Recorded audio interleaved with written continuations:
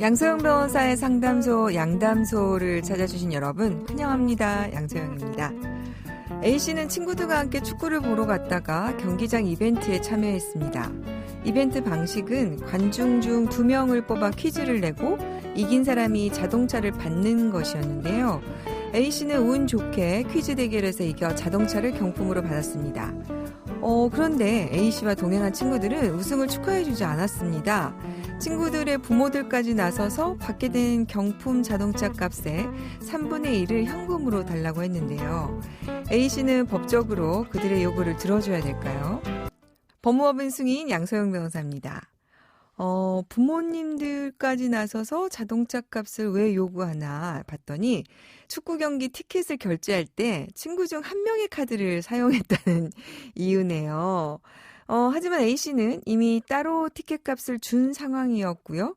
또 다른 친구 부모는 자신의 아이가 아니면 축구를 보러 가지 않았을 거다 라고 하면서 경품 자동차를 돈으로 환산해서 일부를 달라고 이렇게 한 거군요.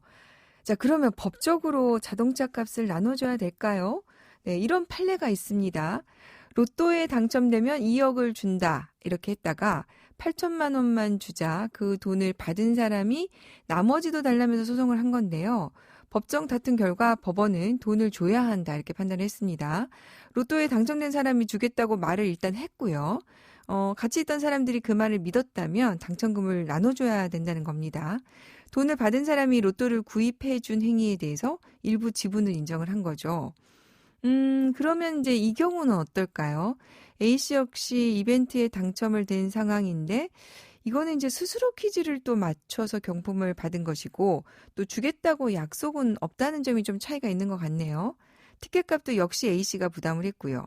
자, 그렇다면 이 사건은 로또와 좀 다르게 돈을 줄 필요는 없지 않나라고 저는 보이는데 이게 만약에 소송에 가면 어떻게 될까 저도 궁금한데요. 사실 이제 뭐 좋은 일이 생겼으니까 좀 나누면 좋을 텐데 전혀 안 나누셔서 그런 거 아닌가 싶은데요. 잘 해결이 되면 좋을 것 같습니다. 화나고 답답하고 억울한 당신의 법률 고민 함께 풀어볼게요. 오늘은 최지현 변호사님과 함께 하겠습니다. 안녕하세요. 네, 안녕하세요. 오늘 또 준비된 사연 만나보고 우리 최지현 변호사님 자세한 친절한 상담 기대하겠습니다. 네.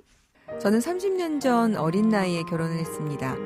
저보다 어렸던 아내는 아이가 있음에도 친구들을 만나 술을 마시고 새벽에 들어오거나 외박을 했죠. 그리고 얼마 후 아내는 집을 나갔습니다. 저는 아내를 찾기 위해 수소문을 했지만 아내 행방을 찾을 수 없었습니다. 몇 해 지나 아내가 외국인을 만나 이민을 갔다는 얘기를 건너 듣게 되어 아내를 찾는 일을 포기했습니다. 그 후 20년 동안 혼자 아이를 키웠습니다. 그런데 10년 전쯤 동호회에서 알게 된 지금의 아내와 연애를 했고 10년 넘게 부부처럼 살고 있습니다. 그런데 제가 지방 출장에서 예정보다 일찍 돌아온 날 아내가 집 앞에서 어떤 남자와 포옹하는 모습을 봤습니다.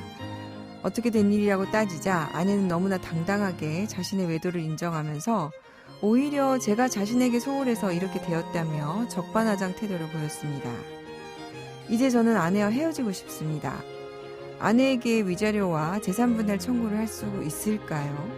네, 첫 번째 배우자의 가출에서 그 이후에 지금 이혼 절차는 완료되지 않은 상태로 보이는데 그 상태에서 새로운 사람을 만나서 부부처럼 10년을 지냈다고 하는 것 같네요. 최지원 변호사님, 이럴 경우에 지금 사실혼으로서 보호받을 수 있을까요? 이 사연의 경우에는 안타깝게도 사실혼으로 인정해서 보호받으실 수 없을 것 같은데요. 법률상 혼인을 한 부부의 한쪽이 집을 나가서 장기간 돌아오지 않고 있는 상태에서 부부의 다른 한쪽이 또 제3자와 혼인 의사로 실질적인 혼인 생활을 하고 있다 하더라도 이것을 사실혼으로 인정해서 법률혼에 준하는 보호를 할 수 없다는 것이 우리 법원의 태도입니다. 네.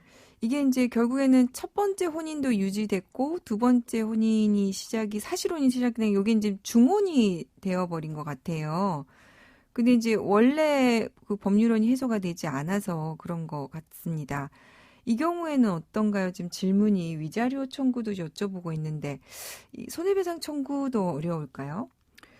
그 법률상 혼인관계에 있는 배우자가 존재한다는 사실을 알고도 동거를 개시함으로써 이렇게 중혼적 사실혼 관계가 성립된 경우에는 법률상으로 보호받을 수 있는 적법한 사실혼 관계가 성립되었다고는 볼 수 없습니다. 그래서 네. 이런 중혼적 사실혼 관계의 경우에는 사실혼 관계 파탄을 원인으로 한 손해배상 청구도 할 수 없다는 게 판례의 태도입니다.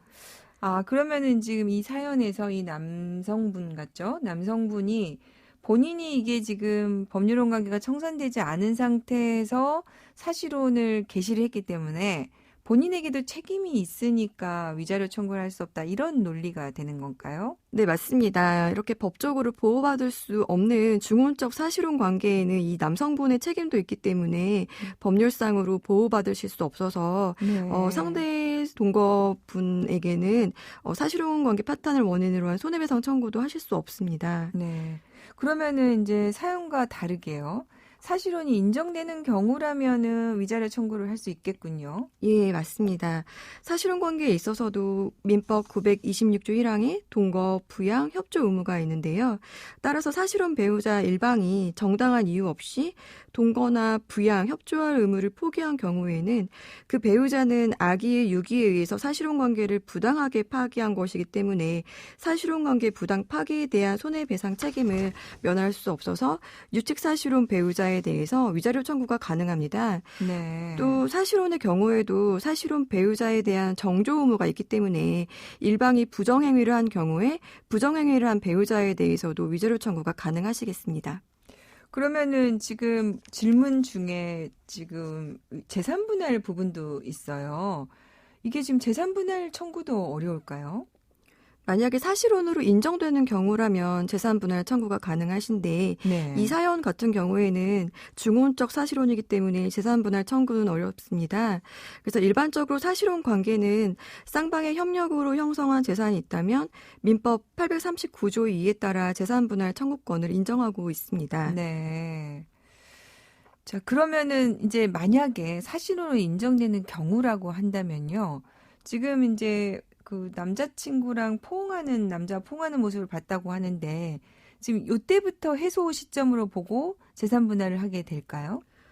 사실혼은 당사자 합의로 언제든지 해소할 수가 있는데요. 사실혼 해소 시점을 기준으로 이제 재산 분할을 하시게 됩니다. 네.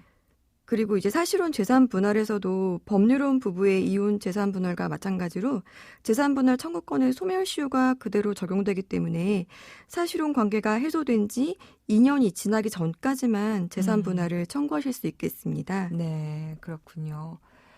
사연자 경우에는 사실 그러니까 이제 전원 배우자하고 법률상 혼인관계를 정리를 했었어야 사실혼 관계를 인정받을 수 있다.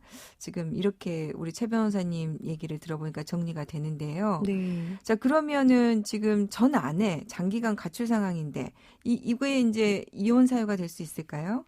네, 이건 이제 장기간 가출을 한 상황이 유기라고 해당하는데요. 아기의 유기. 네네. 네. 그 부부는 이제 동거 의무를 지켜야 되는데 배우자가 일방적으로 가출했고 또 그 가출한 기간이 무려 20년이 넘기 때문에 상대방을 악의적으로 유기한 유책 사유가 충분히 될 수 있습니다. 그래서 네. 민법 840조 2호에 해당하기 때문에 재판상 이혼을 청구하실 수 있습니다. 네. 사실 이제 저희가 많이 받는 질문 중에 하나인데 상대방을 도대체 알 수가 없어서 어디 있는지 알 수가 없어서 여기는 지금 뭐 더더군다나 해외로 가버렸다는 얘기까지 듣고 계시는데요. 이럴 경우에는 어떻게 이혼 소송을 진행합니까? 상대방의 초본상 주소지와 실제 거주지가 달라서 상대방의 행방을 아실 수 없는 경우에는 네. 소송 진행 중에 법원에 공시송달을 신청해서 피고를 찾을 수 없었다고 소명을 하게 됩니다. 아, 그렇군요. 예, 보통 법원에서 이제 여러 차례 주소 보정 명령을 내리시는데 그 보정을 여러 차례 했음에도 불구하고 상대방에게 송달이 되지 않는 경우에는 공시송달 신청을 해주시면 허가를 해주시는데요. 네. 이렇게 공시송달로 이혼 소송을 진행하시면 되겠습니다. 이 사건 같은 경우에는 지금 해외로 이민을 갔다 이런 내용이 있는 거 보니까 출입국 내역을 조회를 하면 그 아내가 이제 출국을 한 이후에 뭐 한국에 들어오지 않았다거나 아니면 왔다 갔다 했다거나 이런 상황을 조금 소명할 수가 있어서 그 내용을 이제 보정을 해서 제출을 하면 법원에서 공시동달, 그러니까 그쪽으로 해외로 주소 보정을 하거나 공시동달 신청을 허가해 주거나 뭐 그렇게 충분히 될 수 있을 것 같네요. 네, 맞습니다. 네. 자, 그러면 오늘 내용을 조금 정리를 하면 일단은 그 현재 살고 있는 사실혼 배우자가 외도를 한 경우이긴 하지만 이 혼인 자체가 법률적으로 보호될 수 없는 사실혼이다 보니까 위자료나 재산분할 청구나 다 할 수 없다. 좀 이런 내용으로 결론이 났네요. 어떡하죠? 많은 도움을 못 드려서. 그래도 어쨌든 오늘 사연을 통해서 다른 분들이 법률혼이 정리되지 않은 상태에서 사실혼을 시작하면 안 된다는 부분, 그런 부분에 대해서 조금 알게 되실 기회가 됐으면 좋겠습니다. 자, 오늘 최지원 변호사님 도움 말씀 감사합니다. 네, 감사합니다. 양소영 변호사의 상담소 양담소는 내일 또 문을 엽니다. 끝곡 SG 워너비의 타임리스 들려드릴게요. 양소영이었습니다.